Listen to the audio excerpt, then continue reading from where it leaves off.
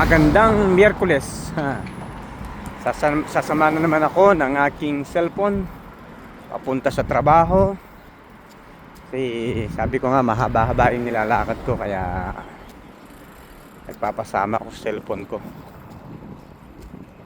3 araw na lang, swelduhan na. Tuwan-tuwa na naman ang bulsa nito. Ng maraming mga Pilipino. Marami dadaan lang sa sa palad nila.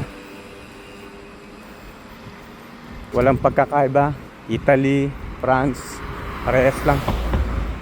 Pagkasahod dadaan lang sa sa palad, pambayad lahat. Kasi ganun din ako noon eh. Pero ngayon, hindi na. Natuto na ako sa buhay ko eh. Kaya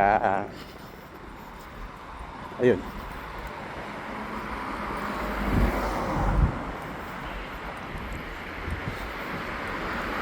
Magtira po tayo. Magtira tayo ng para sa sarili natin. Kasi hindi habang buhay malakas tayo. Noon hindi ko iniisip na aabot ako sa 50. Kala ko laging malakas. Malakas pa rin naman. Malakas pa rin naman kasi iningatan ko yung sarili ko. Sa totoo lang, yung mga kasabayan ko, line of 3 pa lang, line of 4, ang lalaki ng mga tiyan. Ako, kahit pa paano, hindi. Kasi nadala na rin ako nun dahil sa sobrang inom, matatabang pulutan, na-opera na ako sa tiyan. Kaya mga bata pang nagtatrabaho dyan, ingatan nyo yung mga sarili nyo, lalo na sa pagkain ngayon. Dahil ang katawan natin, yan ang puhunan natin sa pagtatrabaho natin. Layo natin sa sa Pilipinas. Tapos magkakasakit tayo, wala.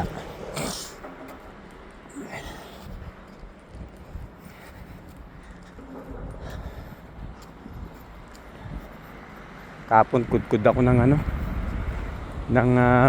saig. Ngayon magsasanding naman ako ng saig. Diba? 3 araw naman masaya na ako.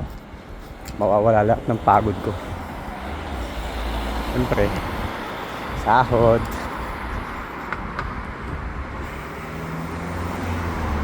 Shot ng konti.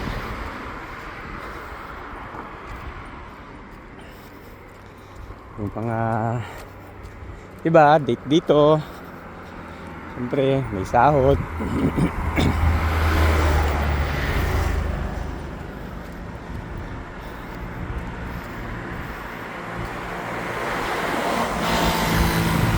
Yung mga kasama ko mga Pilipino andun na oh.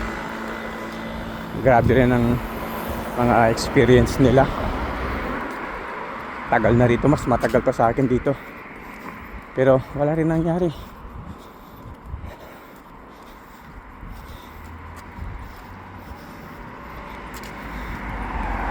Daming nalulung sa sa droga dito. Lulong sa droga, lulong sa sa sugal. Tapos marami pa dito. Dati mangungutang, maraming nangungutang sa kanila. Ngayon sila na yung nangungutang. Iba. Sila na yung nangungutang ngayon. Bakit? Dahil sa dahil sa sugal. Lalo na dito, pagkakaiba kasi sa sa Italy tsaka dito sa lugar ko, Côte d'Azur, mas malaki ang sahod dito. Pero wala silang pagkakaiba. Depende lang kung paano mo hinawakan yung pera mo.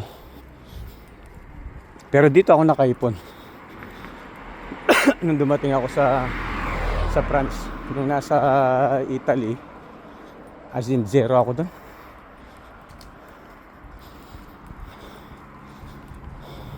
Dito nakaipon ako.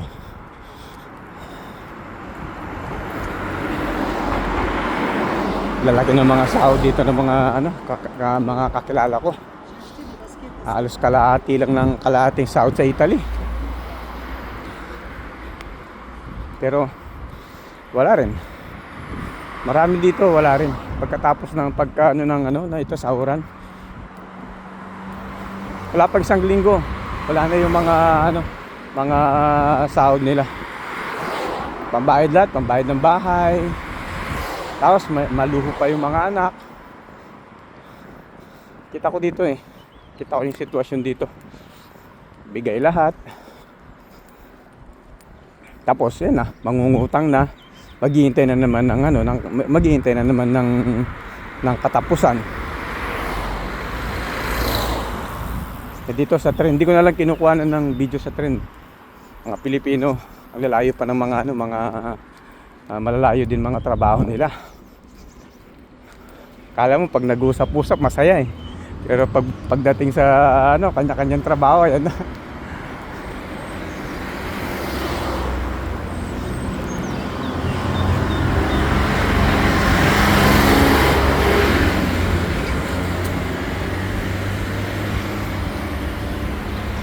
Yung iba naman galing sa pauwi ko lang galing ng Pilipinas eh. Marami rin akong na-meet na sarap sa Pilipinas. Sa pag may pera ka. Sa totoo lang hindi 'yun eh. Masarap talaga sa Pilipinas kung walang choice na nandun na tayo. Lilitaw at lilitaw din ang pera. Masarap talaga sa Pilipinas. Ako kaya lang naman ako hindi pa nag-isip sa Pilipinas kasi yung mga anak ko, 3 na nag-aaral na dito sa France, gusto nila dito eh.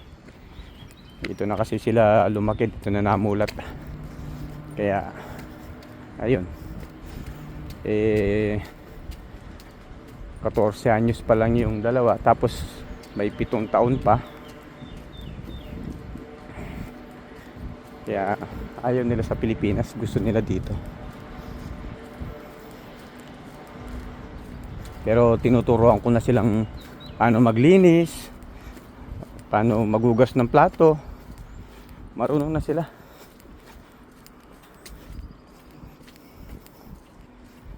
Yung isa dalaga na. Sabi ko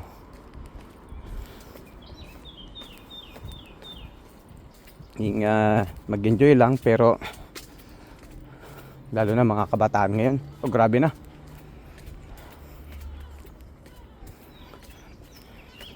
Sabi ko, payo ko lang, kapag mag-aasawa ka, yung asawain mo ay kailangan mahal mo. Kasi pag hindi mo mahal, wala, hindi mo ipaglalaban yung relasyon nyo. Hindi mo naman mahal eh, okay lang. Kaya bibitawan mo rin kasi hindi mo naman mahal eh, babae man o lalaki. Pag lalo na, o kaya isa lang ang nagmamahal, wala yan. Hindi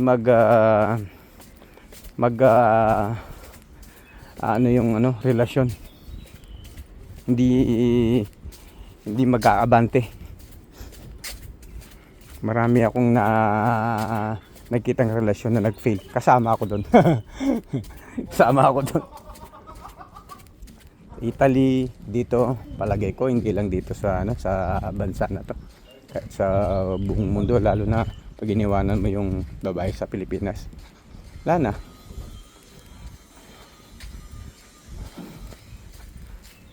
May kapalit na dito. Ganun talaga eh. Bagay, tanggap na ng mga maraming Pilipino yan, kahit sa mundo. Ganun talaga. Yeah. Dahil muna ako dito pala. Kunin ko yung package ng boss ko. Kaya kayong mga kabataan, enjoy lang muna. Lalo na yung mga maagang nag-abroad tapos nagtrabaho, enjoy lang muna, wag muna mag-asawa. Baka sabihin nila bakit mo pinapakialaman yung buhay ko. Payo lang po sa akin, payo lang. bilang isang nagdaan na sa ganyan. Nakahirap ng buhay. Kaya ayun. Ito po, sandali lang.